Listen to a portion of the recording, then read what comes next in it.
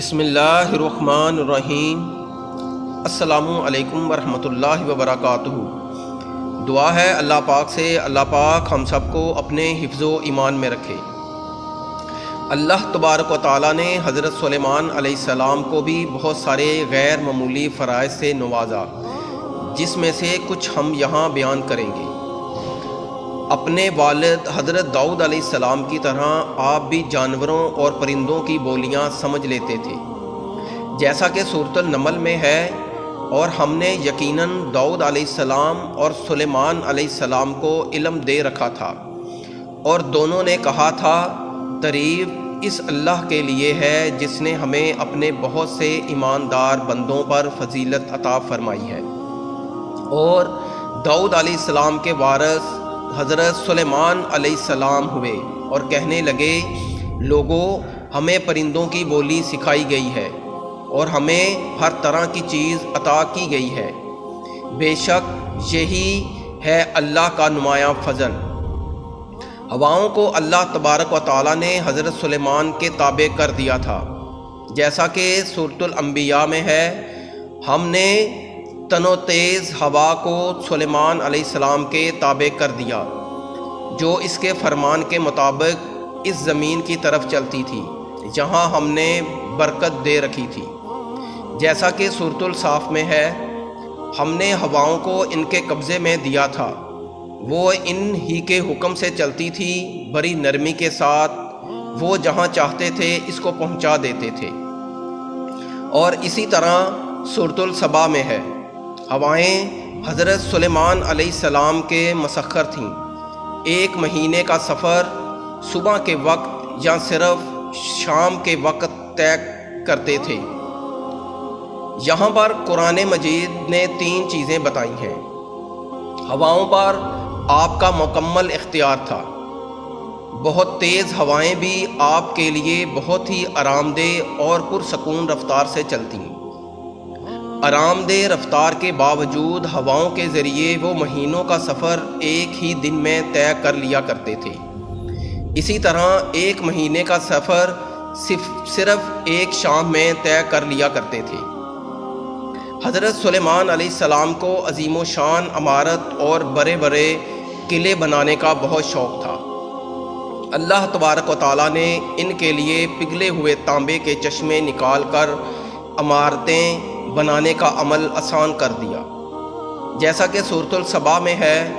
اور ہم نے سلیمان علیہ السلام کے لیے ہوا کو مسخر کر دیا کہ صبح کی منزل اس کی مہینے بھر کی ہوتی تھی اور شام کی منزل بھی، اور ہم نے ان کے لیے تانبے کا چشمہ بہا دیا، اور اس کے رب کے حکم سے بعض جنات کی ماتحتی میں اس کے سامنے کام کرتے تھے، اور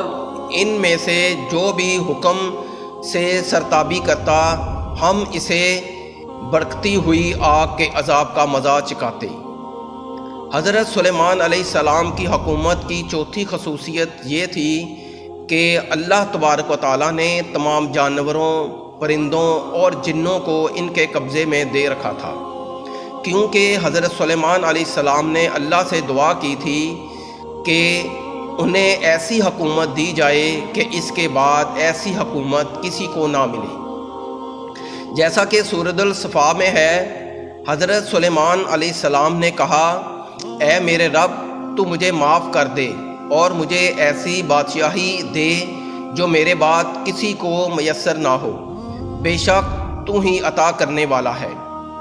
اللہ تعالیٰ نے ان کی دعا قبول فرمائی، جیسا کہ اوپر بیان کیا گیا ہے، جنات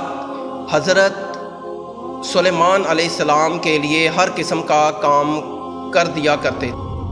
جیسا کہ سورۃ السبا میں ہے، جو کچھ سلیمان چاہے وہ جنات تیار کر دیتے، مثلاً قلعے اور مجسمے اور ہوسوں کے برابر لگن اور چوہولوں پر جمی ہوئی مضبوط دیگیں۔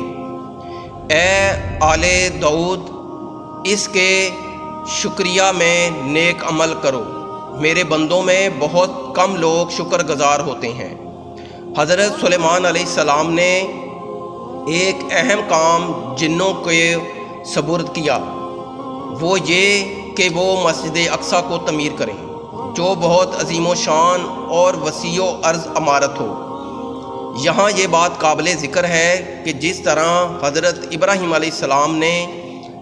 مکہ میں کعبہ کی تعمیر نو کی تھی، اسی طرح حضرت سلیمان علیہ السلام نے مسجد اقصی کی تعمیر نو کی تھی۔